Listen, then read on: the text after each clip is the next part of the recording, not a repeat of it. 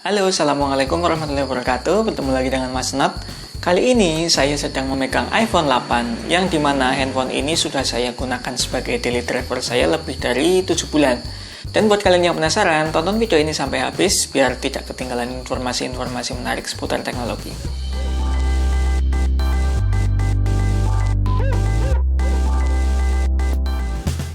Ya, selama 7 bulan saya menggunakan handphone ini sebagai daily driver, saya merasakan user experience yang sangat menarik ya. Yang pertama, ketika saya menggunakan handphone ini, genggamannya itu sangat pas ya. Memang karena saya itu tidak suka dengan handphone yang ukurannya besar. Dan untuk iPhone 8 ini, ukurannya itu menurutku sangat pas. Dimana untuk digenggam itu enak. Dan mempunyai bobot yang tidak terlalu berat tapi tidak terlalu enteng juga ya. Dan juga ketebalan yang menurutku ini tidak terlalu tipis ya. Itu 7,3 mm dan sampingnya yang melengkung yang membuat genggaman itu menjadi nyaman ya. Dan selain itu juga untuk ukuran layarnya yang dimana digunakan untuk satu tangan itu masih enak ya, masih terjangkau. Handphone ini menggunakan layar 4,7 inch, belum Full HD, tetapi untuk hasil warnanya, hasil gambar yang dihasilkan dari layar iPhone 8 ini menurutku enak dipandang.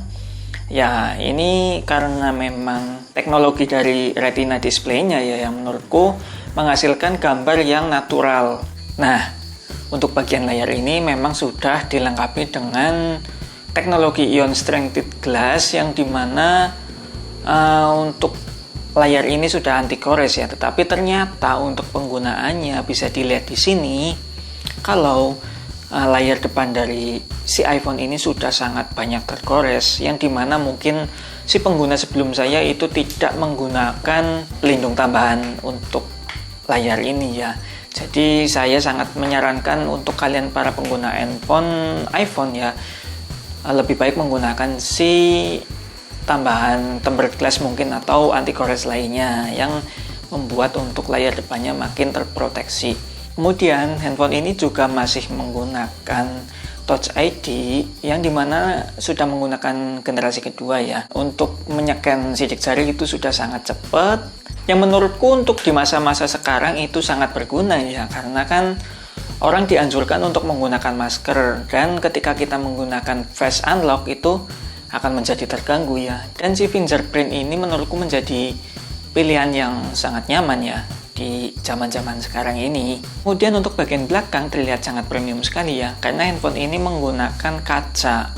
Fungsi kaca di sini itu karena handphone ini sudah disematkan dengan wireless charging. Bisa dilihat di sini untuk bagian belakang ini memang sudah berjamur karena saya menggunakan silicone case untuk perlindungan si bodi iPhone ini ya.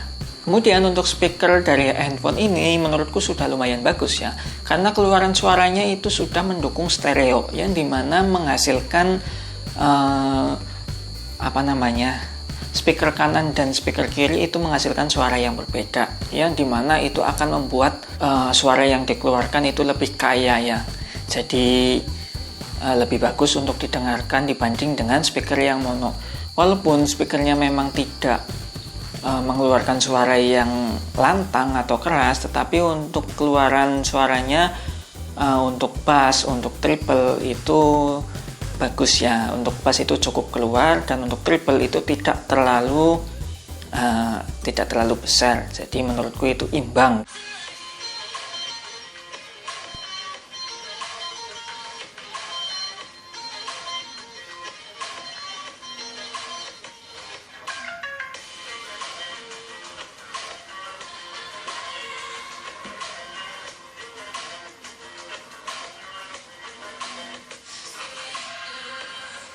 Nah, bisa dilihat di sini untuk lubang chargernya itu menggunakan Lightning.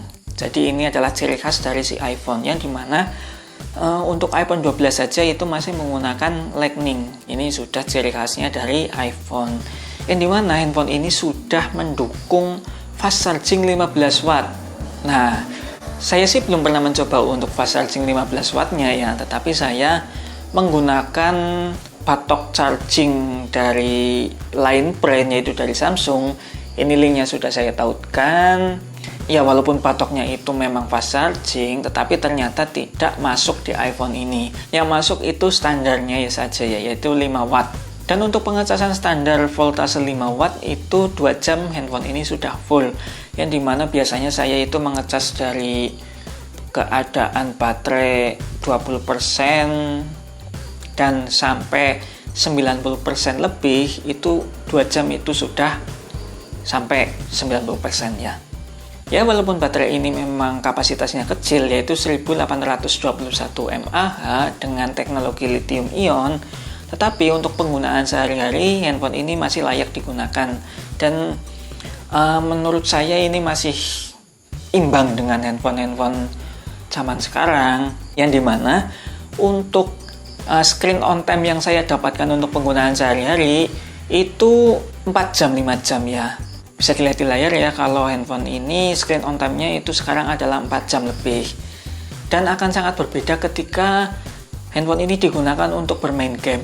Karena ketika saya bermain game Mobile Legends, itu 2 jam saja itu handphone ini sudah drop ya sampai 20%. Yang tadinya itu 90% lebih, bermain 2 jam itu sudah drop di 20%. Jadi menurutku itu yang nggak poros tetapi imbang lah, karena memang kapasitasnya yang kecil. Tetapi untuk bermain sosial media, WA, Facebook, YouTube dan lain-lain itu screen on time yang didapatkan itu masih 4 jam sampai 5 jam.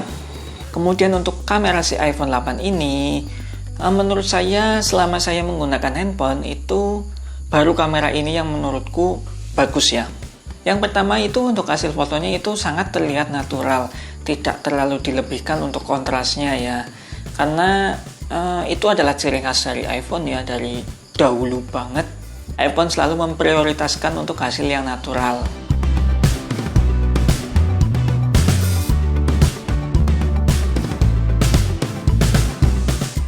Ya memang untuk hasil video perekaman maksimalnya itu 4K 30 frame per second, tetapi saya tidak pernah menggunakan resolusi segitu karena memang memori yang dihasilkan dari video itu sangat besar ya, dan saya menggunakan Full HD 60 frame per second saja sudah sangat cukup, yang dimana untuk hasilnya itu sangat halus, sangat smooth. Untuk pergerakannya itu tidak patah-patah ya, bisa dilihat itu untuk pergerakan-pergerakan hasilnya itu, dan untuk warnanya pun itu sangat natural. Oh iya, saya lupa, dan kamera ini hanya beresolusi 12 megapiksel saja ya.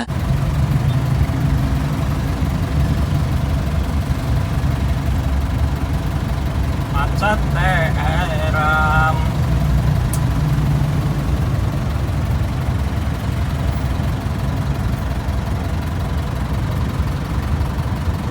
Apa ora teng mlebu kae trontone kae motor iki nyaduk gue ya motornya sih jadi kae pojoke iya oleh malah dileboni mana jan. Dan kemudian untuk kamera depannya handphone ini sudah menggunakan resolusi 7 megapiksel, yang dimana untuk hasilnya berbeda dengan kamera belakang ya. Untuk hasil dari kamera depan menurutku kalau tidak menggunakan HDR itu akan sangat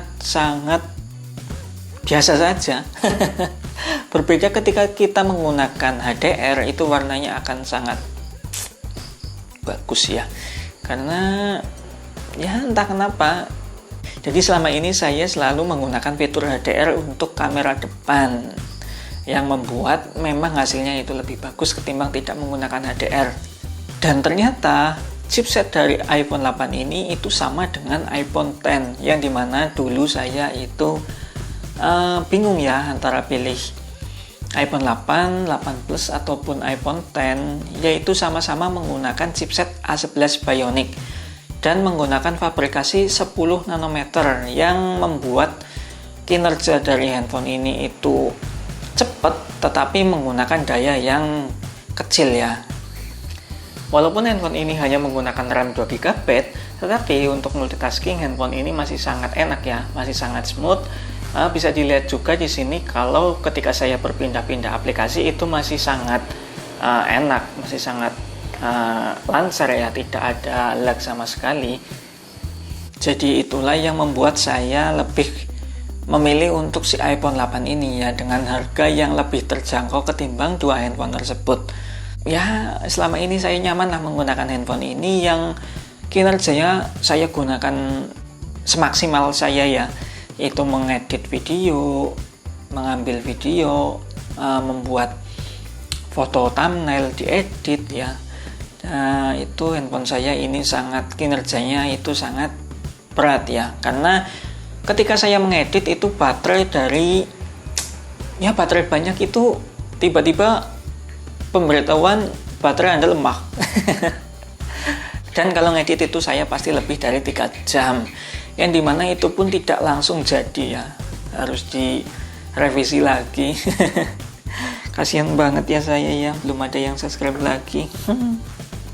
Dan cukup sekian ya user experience yang bisa saya sampaikan. Semoga buat kalian yang tertarik dengan iPhone 8 ini menjadi lebih mantap lagi untuk membelinya dan tidak menyesal ketika sudah membeli. Terima kasih, semoga video ini bermanfaat. Wassalamualaikum warahmatullahi wabarakatuh.